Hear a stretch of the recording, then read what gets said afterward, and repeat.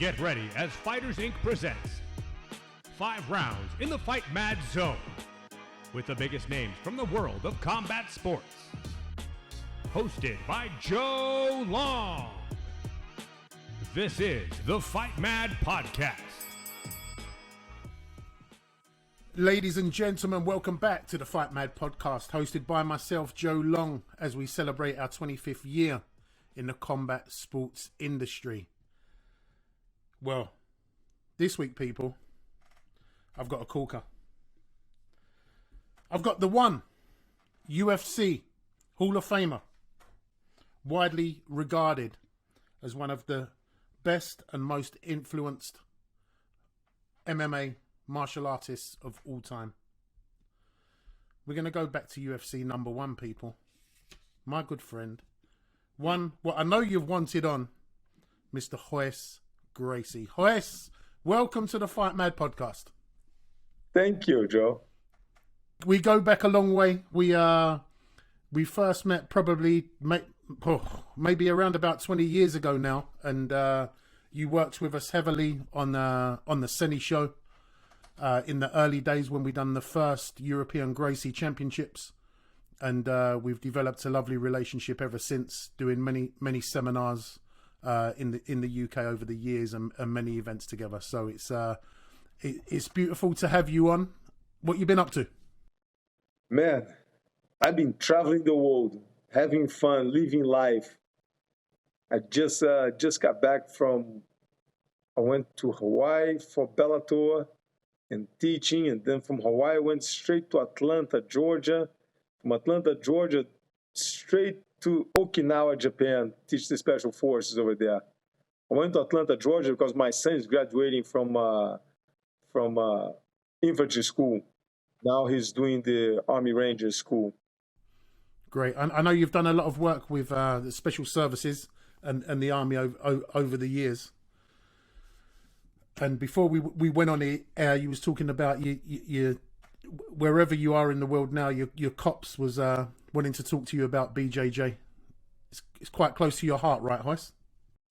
Yes, because they know that using jiu-jitsu, they don't have to hurt the opponent, the suspect, to arrest the suspect.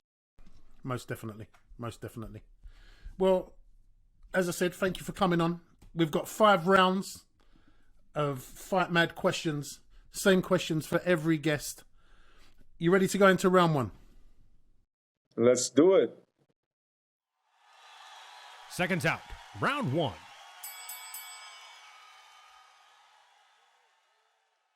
Royce Gracie, what is your first ever fight memory? First ever fight memory, that would be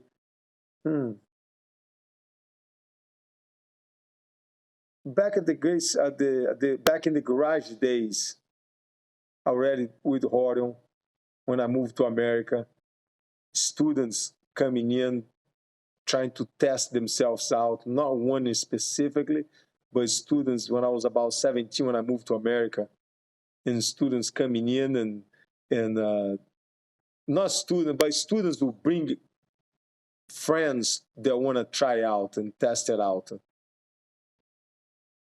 Sometimes a wrestler, sometimes a karate guy, believe, and we have to turn them into students. Hardy would tell me, don't hurt them, just subdue them and them to become students.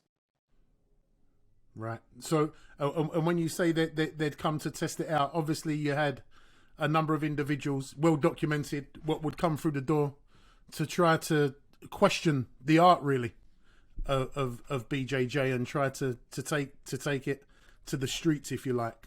I know you started coaching at a young age. I understand you was 14. Yep, I started teaching at that age. When I was 14 years old, I was teaching already. So, about 14 years old, I was already teaching with my brothers, not by myself, but helping them out teaching. Got you. So when you come to America, have you got any stories about your first fight memories in the States? that was when I moved to America. That was back in the garage days with Horion. That was all America. So going back from younger than that, back in Brazil, I never really had a street fight or no. I was a very peaceful kid, man. So you, it's quite funny. So you was nice and mellow in Brazil, no aggravation at all, and then you're finding people wanna, take it there in a garage in America. But I wasn't fighting them. I was convincing them to become students. That's the thing. It was a one-way fight. They were fighting me. I was convincing them to become students. I like it, but some of them obviously had a different mindset, right? They was coming to try to test their wares or your wares, if you like. Oh yeah, they were coming in to fight. That's what I said. It was one-way fight. They were trying to fight me. I was trying to gain a new student, so I wouldn't hit them. I wouldn't hurt them. Great. So that goes down round one. Royce Gracie's first fight memories in the garage teaching with American students coming in to try and test their wares. Amazing, Royce. We're going to go on to round two, people. Seconds out. Round two.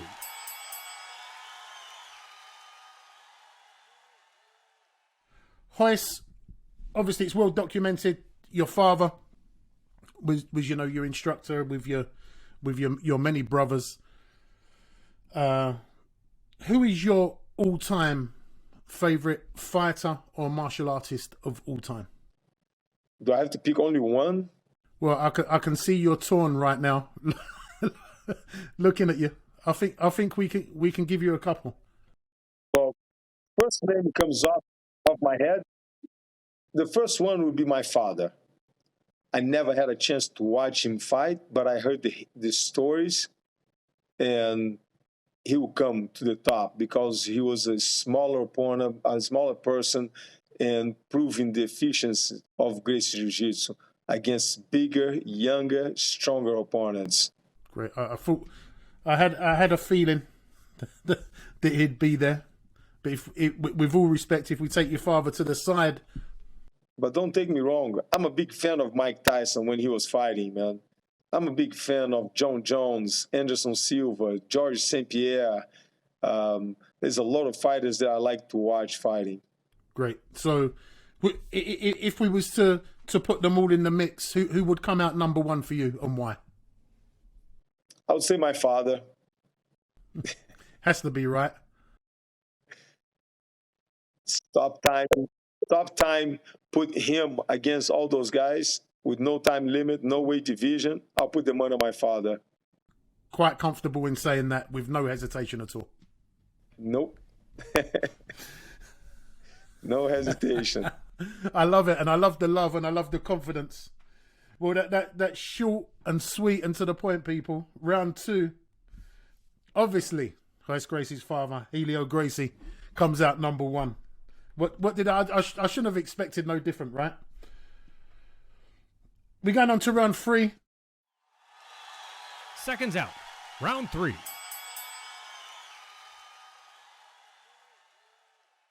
What is Royce Gracie's biggest fight he's had to overcome in life? Biggest fight that I have to overcome, and that's every day, is when people don't like me. It's like I always question that, why not? All I do is help people. If you're my friend, you can count with me for good days and bad days. So it's like when people bash me and talk bad about me and try to put me down, it's like sometimes that's a tough fight over there. It's like, why? What have I done to you, you see, that you don't like me? That gives you the right to try to put me down, and most of the time it's people that don't even know me. I got you. Is this and is this been for many years now, Royce? I mean, I can remember, I don't know, maybe 15 years ago there was it was quite well documented that people was wanting to test you, if you like, and say bad things about you, what wasn't necessarily true. This has been an ongoing thing. Is it been since you won the first UFC? Did it start before then? Yes, I understand. I understand why they do it. Because you can't please the world. Paint the whole world white, somebody's going to complain. You see? So there's people over there that just want to go against it. But to judge my character without knowing me, that's a tough one. That's a constant battle. But I don't fight them. I just try to change their mind. That's one of the reasons I think why my father always said he would prefer to go fight in a place where there was no fans of his. And he preferred to walk in and get booed. When he get booed, he look at the crowd and goes, they're all going to be my fans when I'm done. I'm going to turn them around. And I think the same way.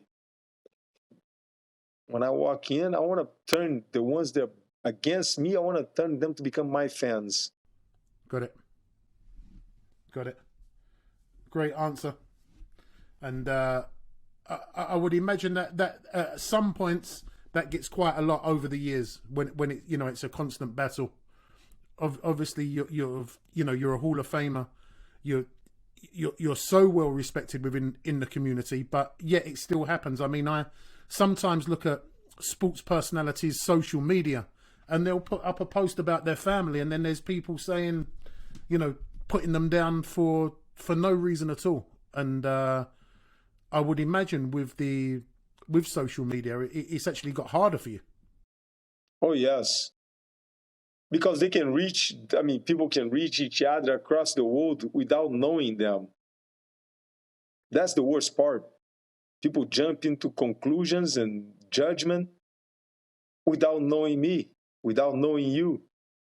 And you're going to see somebody all the way across, you see, in Paraguay, in Argentina, doesn't matter, in Kuwait. So people all the way across the world, man, judging you. That's a deep one. We're going to make it a bit lighter in round 4. Round 4, Royce. Seconds out. Round 4.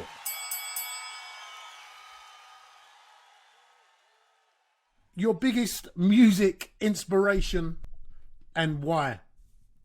And who? Oh. Music inspiration. Oh, man. I like old school. I like old school music. I just like the beat, the words, U2, Fleetwood Mac. So I'm old school. Wow, you too. Guns N' Roses. Right. Okay. So really, Royce is a rocker. Is that what you call me? Well, it's rock, right? U2, Yeah. Guns N' Roses, Yeah. Fleetwood Mac. It's old school. My kids will say it's old school. Oh, most definitely old school. You're talking mainly there from the 80s, right? The early to the late 80s. Yes. Okay. Is there one particular group which you hope is your go-to all the time? U2. U2. And tell me what and what is it with them, Royce? How is it that obviously you say the beat? What is your biggest U2 track, and how has that influenced you over the years? I just like the sound. I just like the sound, man. Simple as that. All of them. Brilliant. The production levels on their music. I'm not personally. I'm not a massive U2 fan, but I know the production levels are through the roof. There's always a message or two behind their songs, but I like the music itself, the beat. Brilliant. Brilliant. And we're going into the championship round 5. Seconds out, round 5.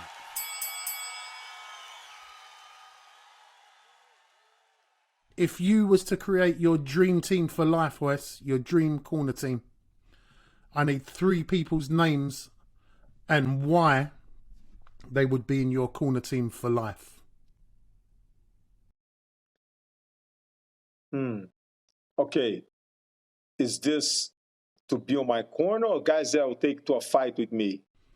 No, we're looking for the 3 most important people to guide you through life. So they'd be your corner team for life. Not to take for a scrap, but for life. not to turn up in the clubs in London when you go out partying. We know who they are. My father, Horion. Can I pick 4? Of course you can. My father, Horion, Royce, and my kids. Tremendous. Let's just touch base on each one of them individuals, Royce. My father, because I knew I can count on him anytime. Very smart man. He was way ahead of his time. What he did with jiu-jitsu and the vision that he had on having a big family and everybody involved in jiu-jitsu. And he's a fighter too, but very understood the fighting, knew how to talk to people. He was almost like a psychiatrist. Horion, because he was my mentor for many years. I came to America, I was living with him. So my older brother, Horion, he's pretty much taught me how to teach and taught me everything. Royce, because he's another one, I trust his judgment. Very fair person. If he's wrong, he'll tell me, don't do it. Or he'll tell me, you did wrong. He'll tell me like it is on my face. He won't let me get away with it. If I'm wrong, he will flat out tell me. If I'm right, he will die for that too, you see. Very fair. And my kids, because I learned so much with every single one of them, every day, constant learning from them.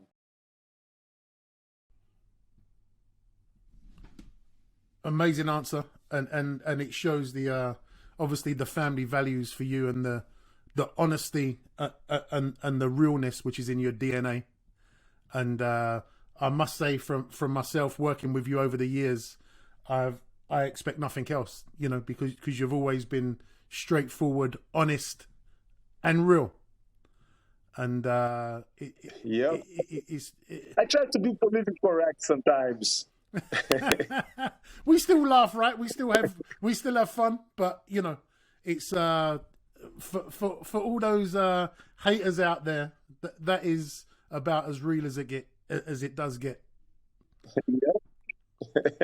Royce, thank you very much for coming on the FightMad podcast. What have you got coming up?